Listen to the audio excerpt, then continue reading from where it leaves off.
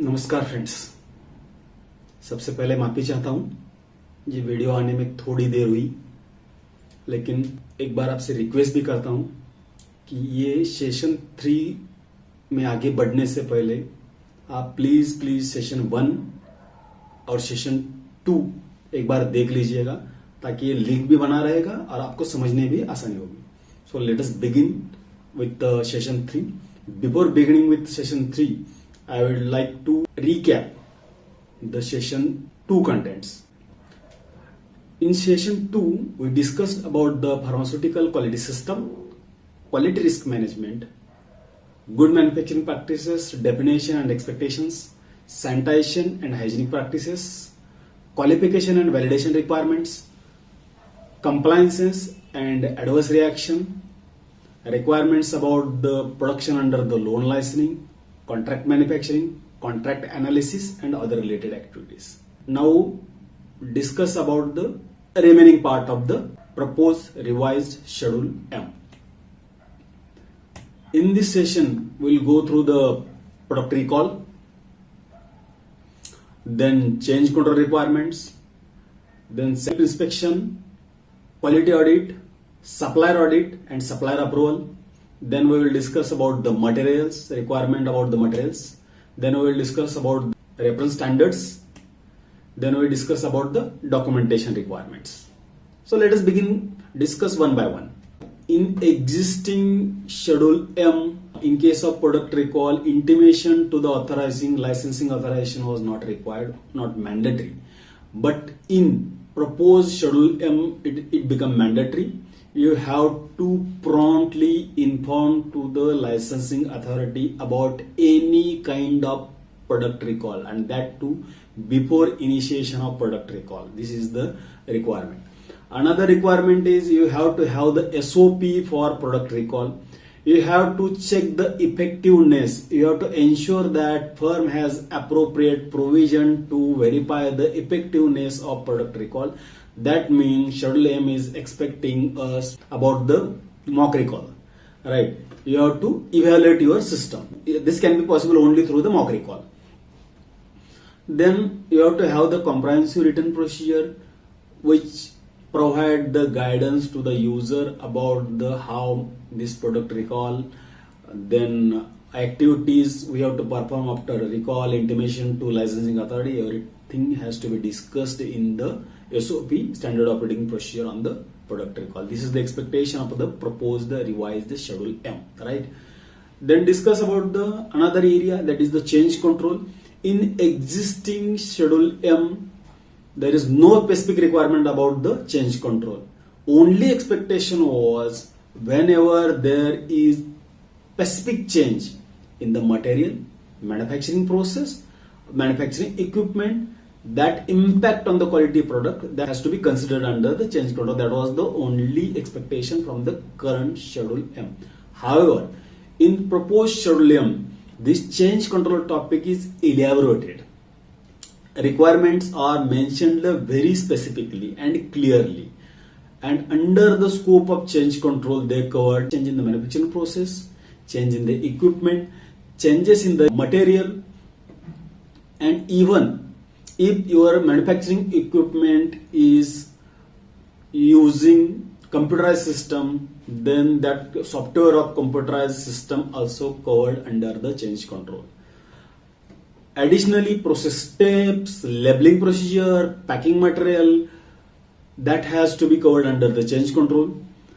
Here one more thing provided, that you can categorize changes into minor category, major category.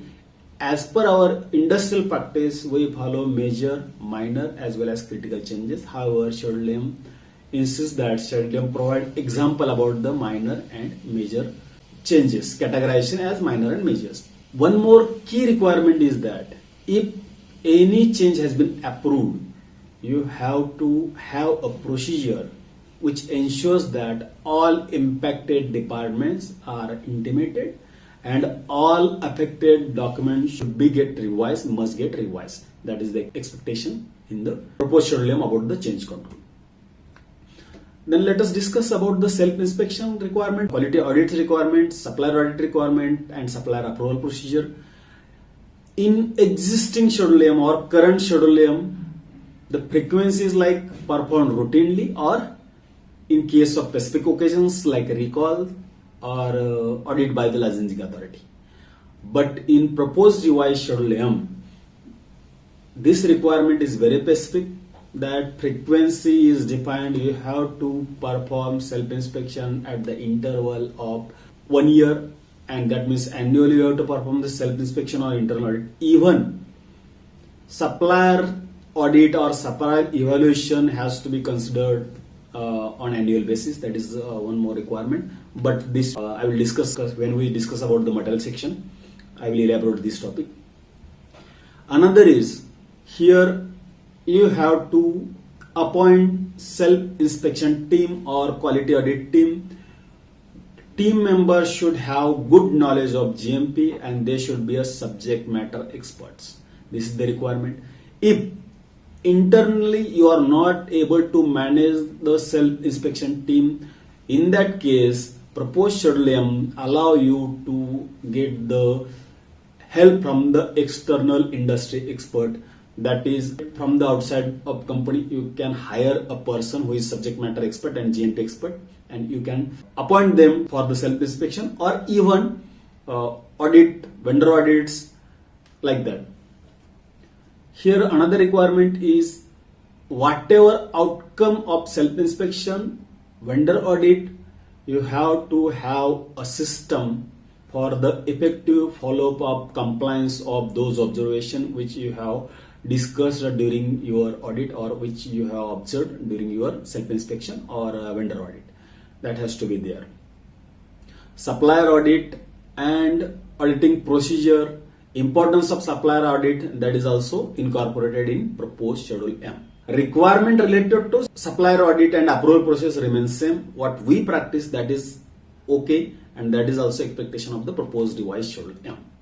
Regarding the personnel, in current Schedule M also, Schedule M discuss about the expectation of the personnel, that is personal hygiene, health of person, education of person, experience of the personnel, and the qualification of the personnel. But proposed Schedule M, proposed revised Schedule M is more specific about these requirements, like the qualification of personnel working in the pharma industry. You have to define the job responsibilities very clearly and specifically. You have to have training matrix, training calendar, and you have to impart the training to the employees, to the personnel. And you have to motivate them to support and maintain the quality standard. That is the requirement. You have to have the organization chart. You have to train them about the entry and exit procedure in the manufacturing area, mainly production areas. Other requirement of current Schedule M and proposed Schedule M remains same regarding the personnel. Now about the premises. By and large, all requirement of current Schedule M and proposed Schedule M are remain same. Main key points are, in proposed Schedule M, authorities expect that you have to have the separate weighing area. You can make it in the manufacturing area or warehousing area. That is okay. But there should be a dust control procedure, and that should be a separate dedicated area for the weighing operations. This is one requirement. Another clear requirement is that you have to have a separate dispatch bay and receiving bay. Currently, many of the organizations use same area for dispatch and receiving. Now, as per proposed Schedule M, you have to have separate area for receiving of the material and dispatch of the material. That is the requirement. Now discuss about the materials. In proposed Schedule M, I think materials topic is a welcome stage for industry. In this topic, authorities think about the more specifically about the industrial professionals, because हम इससे पहले अगर API का shelf life finish product के shelf life से कम रहेगा तो हमें फिनिश प्रोडक्ट का शेल्फ लाइफ कम करना पड़ता था, और ये रिक्वायरमेंट शेड्यूल एम में ही था. हालांकि एक्सपोर्ट के केस में डब्ल्यूएचओ गाइडलाइंस में या अदर गाइडलाइंस में ये रिक्वायरमेंट नहीं था. only requirement was active pharmaceutical ingredient shall be released by QC and that shall be within its shelf life, then you can use. And there is no specific requirement to reduce the shelf life in other guidelines, but it was there in the Schedule M. Now that requirement is removed and ये international guideline के साथ अभी in line with international guideline उन्होंने manage कर दिया है. तो this is very welcome stage, I suppose. Another is in case of packaging material, if your vendor approval system, vendor approval procedure is effective and if you have the trend data about the packaging material consignments, then there is no requirement to test each and every batch, even each and every consignment of the packaging material. It is your decision based on the trend and based on the vendor approval procedure. You can define the number of consignment in a year. Similarly, apart from active pharmaceutical ingredients, other raw material, you can apply same procedure. That is, no need to test each and every consignment, but you can skip testing based on your trend data as well as vendor approval system. One more good thing is that if you are procuring active pharmaceutical ingredient from an organization or from a vendor which manufacturing that particular API in a dedicated facility, in that case you can avoid identity test of each and every container. But underline that your API, for example, आप अगर paracetamol किसी से ले रहे हो, आप अगर एस्टाइसिस्ट्रीन किसी से ले रहे हो, आप अगर मेटफॉर्मिन किसी से ले रहे हो और वो मेटफॉर्मिन बनाने वाला एपीआई कंपनी सिर्फ मेटफॉर्मिन बना रहा है, तो वो केस में आपको ये छूट दी जाती है कि आपको ईच एंड एवरी कंटेनर का आइडेंटिफिकेशन टेस्ट और सैम्पलिंग करने की जरूरत नहीं है. You can select your own way, that is root n+1. You can apply in that case and वो भी एक्सेप्टेबल है as per propose revise schedule M. So I believe this is very welcome stage for the industry professional. One more good thing is that there is no need now to have a separate area for under test material, for approved material, for raw material, for packaging material. However, requirement is that you have to have validated computerized storage system. If you have validated computerized storage system, in that case there is no need to have a separate or segregated storage areas for different status of the raw material or packaging material. As per proposed device schedule M, reworking is also allowed, but you have to have the procedure for that. Batch used for reworking, you have to assign new number to that. ये requirement अब add किया है. आप reworking कर सकते हो, लेकिन जो भी रिवर्कड बैच है उसको सेपरेट नंबर आपको असाइन करना पड़ेगा. ये प्रपोज शेड्यूल एम में अभी रिक्वायरमेंट डाल दिया है. Another is in case of API manufacturer, उनके पास जो लेफ्ट ओवर रहता था, वो पहले बहुत बार उनको ये करना पड़ता था कि उसका डेविएशन भरो या क्यूएमएस में डालो, फिर वो अगले बैच में डालो. अभी प्रपोज शेड्यूल एम आपको अलाउ करता है, आप एक बार एसओपी में डिफाइन करो कि कौन से स्टेज में आप लेफ्ट ओवर ऐड करने वाले हो. वो एसओपी में डिफाइन करो, बैच रिक्वायरमेंट डिफाइन करो, और that will be a routine practice to add the leftover for the API batches. That is also, I think, it is a welcome step taken by the CDSCO or our licensing authority. Next topic is reference standards. Regarding reference standards, proposed schedule M clearly mentioned that if reference standard is available, that means whenever official reference standard exist, you have to use that reference standard only. In case of IP reference standard, you have to procure the IP reference standard from IPC, that is Indian Pharmacopoeia Commission. You can very well manage secondary or working standard for written use, but in that case you have to qualify those working standards against the reference standards, and you have to have a written procedure for that. This is the requirement regarding the reference standards. Next topic is documentation.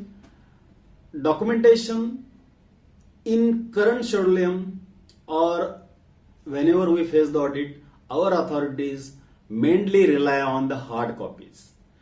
For the verification, कभी भी auditor आएंगे, authority आएंगे तो वो क्या करते थे, आपके पास साइंड हार्ड कॉपी मांगते थे, वो रिव्यू करते थे। अभी साइंड हार्ड कॉपी नहीं रहेगा तो भी चलेगा, लेकिन आपका इलेक्ट्रॉनिक कॉपी ऑथराइज्ड होना चाहिए। उसका मतलब क्या है, electronic documents will be accepted by the authorities if you have the audit trail, if you have the backup system, if you have validated computerized system. That means you are able to control on any unauthorized changes in the document. अगर ऐसा है तो authority electronics data check करेंगी और accept भी करेंगी। That means in another way, आप अगर GDP and good documentation practice and data integrity को फॉलो कर रहे हैं, in that case authorities will accept electronics data. In this documentation section, one more thing is added. Initially in documentation section, what should be there in the batch manufacturing record or more precise. Now in proposed schedule M, they discussed about the key documents like labels, raw material specification, packing material specification, test method, MFR, batch records, SOPs, site master file, validation master plan, everything discussed under this documentation topic in proposed schedule M. Now, computerized system is newly added in proposed revised schedule M. This is very important section with respect to current approach of the regulatory authorities, because worldwide electronics data is being accepted and we are preparing or accepting the GMP, worldwide acceptable GMP, improving our stage in that case. So this is one more good thing. Proposed device schedule M speaks about the computerized system. In this section, specific requirement about the qualification of computerized system, validation of computerized system, review, data management associated with the computerized system, they are specifically mentioned, requirement about that. Computerized system including the software, and that system is covered under the scope of change management.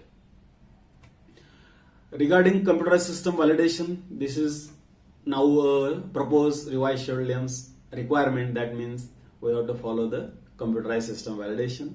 You have to have the backup system. You have to have the privilege policy. That means no one can make unauthorized changes. There should not be a deletion policy. And for all this, we have to have the SOP. This is the requirement of the proposed schedule M with respect to computerized system. Apart from this, in my first section, I discussed about the new additions in the proposed revised schedule M. So, regarding part 2 to part 12, there are 5 new additions. So, we'll discuss on those additions. Main addition is part 2, specific requirement for manufacturing of sterile products. In this case, if we are discussing about the any category like tablet, capsule, parenteral preparations, ophthalmic preparations, medical devices, in this proposed revised schedule M, there are different sections. I am discussing about the only key sections, not going to elaborate. These are the key section. One of these is parenteral preparation. But in case of any category, out of 11 category, you are manufacturing any category of product, you have to follow the part 1 and you have to follow the requirement of part 30. That means specific requirement are mentioned in the part 2 to part 12. So in that case, we are discussing about the part 2, that is for sterile preparations. In this area, the most welcome stage is in case of aseptic preparations or sterile preparation, parenteral preparation, our key requirement is that you have to perform the sterility testing, you have to perform environmental monitoring through plate exposure or through air sampling, and it required time. But because of rapid microbiological processes, this time can be reduced, and our proposed device schedule M now going to accept rapid microbiological testing. That means your batch release time will be drastically reduced. You don't require to wait for results of plate exposure after 5 to 7 days. You don't require to wait for the sterility testing result up to 14 days or 28 days. You have to prove that your rapid microbiological system producing repeated consistent result, and if you validate those systems, then those rapid microbiological testings are accepted by the authority. That means technological advances being accepted by our government, by our authorities. Another new additions are Part 3 requirements, that is hazardous substances such as sex hormones, steroid, cytotoxic substances. Part 4 requirement, biological product. Part 5 requirement, biopharmaceutical product. Part 6 requirement, phytopharmaceutical products. Part 7, investigational pharmaceutical products for clinical trial in human beings. These are the new additions in proposed revised scheduling. Thank you friends. Thank you for listening me. Once again, I request all of you to like this video, subscribe my channel, share all these videos to your friends, colleagues, and don't forget to click on the bell icon so that you can receive the notification for my upcoming videos. Thank you. Jai Hind.